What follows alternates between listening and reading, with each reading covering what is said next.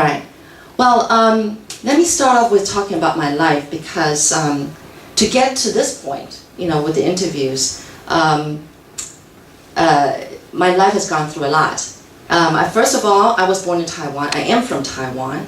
And like Professor Chen said, I lived in Hong Kong. That's where I spent my elementary school years. And then Tokyo, where I spent my junior high and high school years. And then I went to Wellesley College in Boston. And so then after that, I've been back for quite a long time. I went to international school. Actually, I went to a convent school. That's more like, run by nuns. Do you know what I mean? Okay. And then in Tokyo, I went to an international school. So everybody that graduated from international school would automatically want to go abroad for college, and so I did likewise. But I grew up not as someone with a lot of confidence because this has to do with my father. I'm sure that either your parents, either your father or your mother is the more controlling character.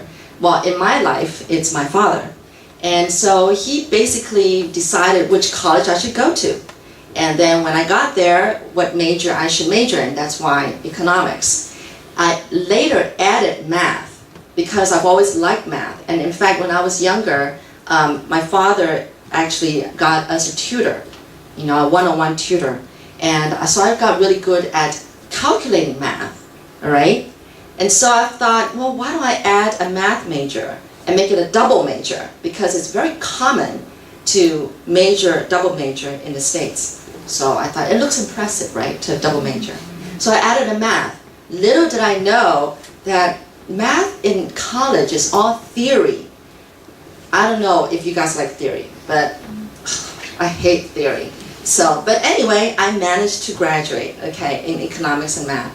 Then I worked, actually in my field, kind of, economics, with these like commodities firm. The first job was a commodities firm, a futures commodities firm.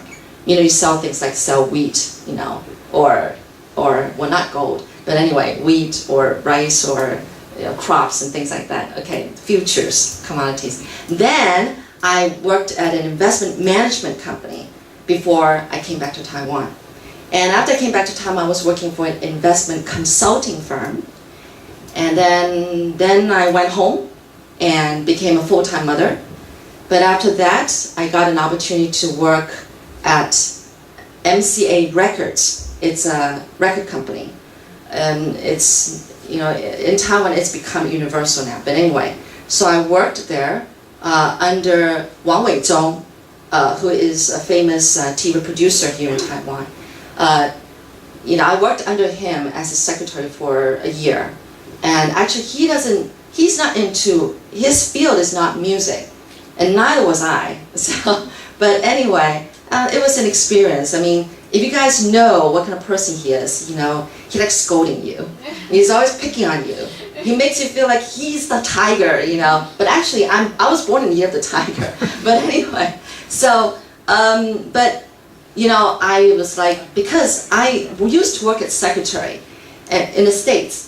And when I came back to Taiwan, I thought, oh, secretary, that's a piece of cake, right? And I've always worked as an office lady. So I thought it's a piece of cake. But I realized that the culture is very different. In the States, if you're asked to do A, B, and C, you just get A, B, and C done, and then you go home. You get off work at 5. But here, I realized that if your boss asks you to do A, B, C, you're supposed to think, what's D, E, F, G? So I learned the hard way because I remember the first job I had in Taiwan, the boss was very unhappy with me. He was very displeased with my performance. And I said that, actually, by the way, this is my husband, John. I told him, I said, I'm going to quit. And I said 3 times before I finally, he said that you should talk to him. I said, oh, I can't talk to him. But the next morning I woke up and I said, that's true. I've never, communicated with him about my feelings about work. So I talked to him and then I realized that he was just feeling a lot of pressure. He was just putting it on me, but actually I don't have any faults, okay? He's just kind of using me as a punching, bag or something like that. So, okay, so that worked out fine, I kept working.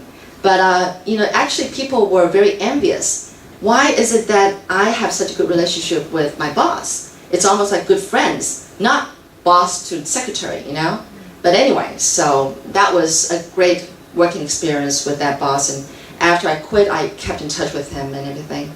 Then after that was the first job.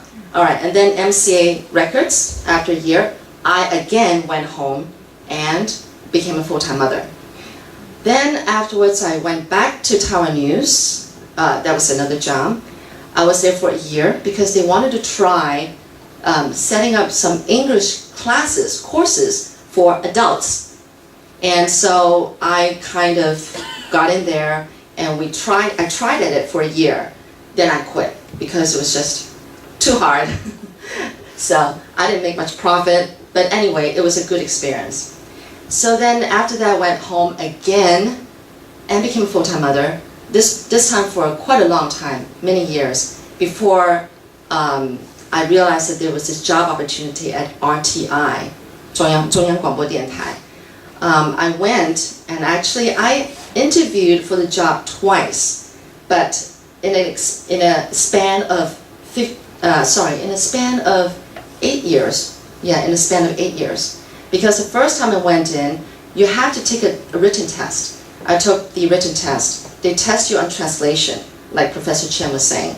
But that was to prepare us for hosting your own program in English, translating the news from Chinese into English, and also being a reporter on your own. You think about your programs yourself, you think of the topic yourself, then you contact people yourself, then you go out and do interviews yourself, and you come back, then you get all your information together, and you write your own script, and then you record your own program, and you edit everything by yourself. Just one person, not like NPR. Do you guys know their radio station? For every 3-minute program, there's a team of 15 people behind it to make the final product. Can you imagine? But me, it's one person doing a 15-minute program. But anyway, but it's good. I like working at RTI because they also teach you, how to control the machine.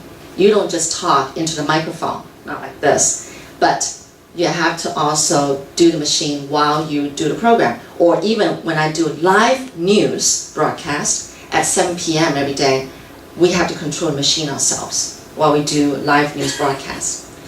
So that's pretty much where, from my childhood to now is how I got here. But the thing is, it all looks glamorous, right? All this thing, but actually there's a lot to my life to get to where I am at this point, because I'm a person who doesn't have a lot of confidence in myself, didn't used to. But today, I think God has really blessed me. So, but let's watch the video here. Not a video. I've got a slideshow. How I went from pupa to a butterfly. This was me in about high school, I'd say. And this is me actually in the 摄影棚, in the film studio. But yeah, did I look very confident here? I don't think so. So I was definitely a lot fatter then. In the States, you actually would gain a lot of weight because there's so much food, fattening.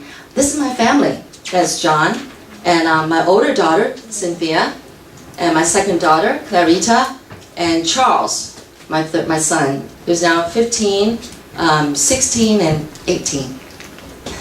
So I'm not as young as you think I am. All right.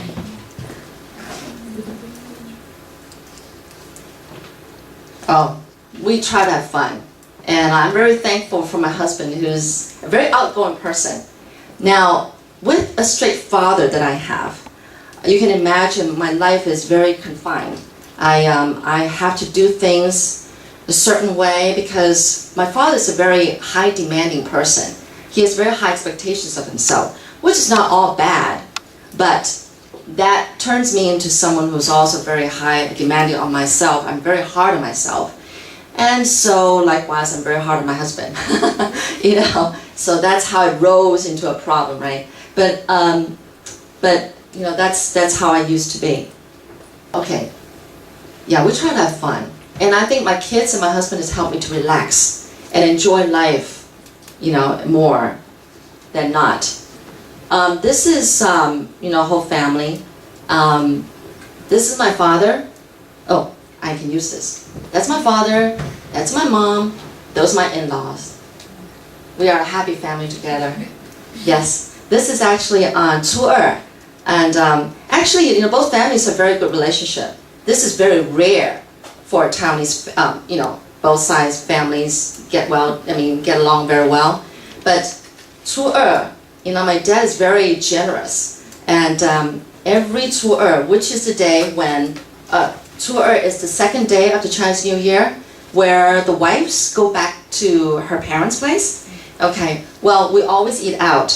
It's been a tradition for many years. And my father would invite my in-laws to eat with us. Yes, so that's how great our relationship is.